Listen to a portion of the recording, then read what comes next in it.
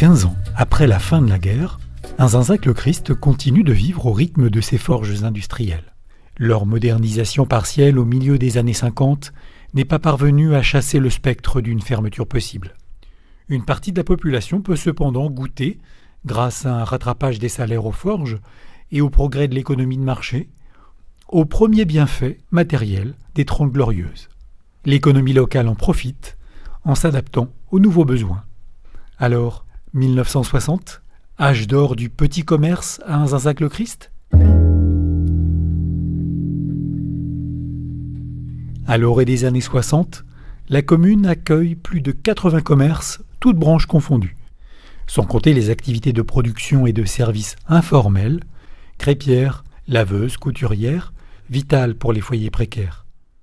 Depuis le début du XXe siècle, le dynamisme commercial et artisanal s'est recentré vers les bourgs, mais les axes de circulation principaux, les voies Lochrist-Inzinzac et Lochrist-Penkesten, sont toujours des espaces de rencontres et d'échanges dynamiques.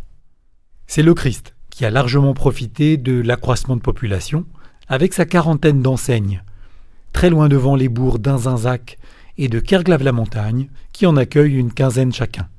Penkesten est sans doute le bourg qui a le moins changé, avec sa demi-douzaine de commerces, cafés et épiceries surtout.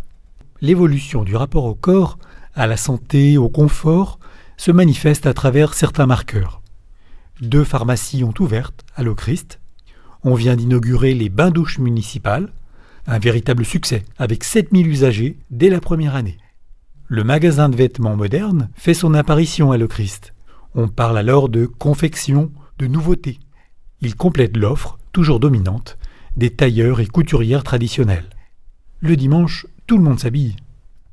L'usage des souliers en cuir se répand, justifiant l'apparition d'un commerce dédié à Lochrist, tandis que le commerce du sabot se porte toujours très bien. Après les longues pénuries alimentaires des années 40, un réel enrichissement des repas quotidiens se reflète dans l'offre, de plus en plus diversifiée. Plus de dépôts de fruits et légumes, plus de viande, pas moins de 14 charcuteries, plus de beurre, d'œufs, de poissons.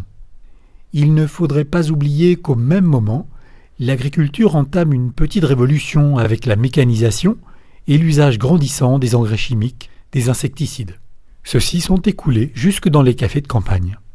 Machines agricoles et premiers tracteurs réclament des techniciens qui garantissent maintenance et réparation.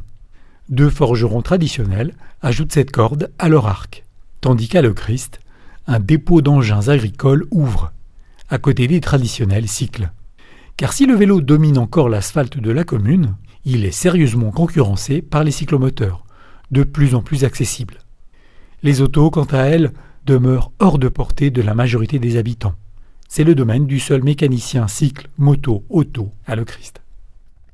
L'équipement ménager, enfin, vaisselle, ameublement, décoration, est encouragé par la caisse d'allocation familiale qui consent des prêts sans intérêt aux foyers modestes.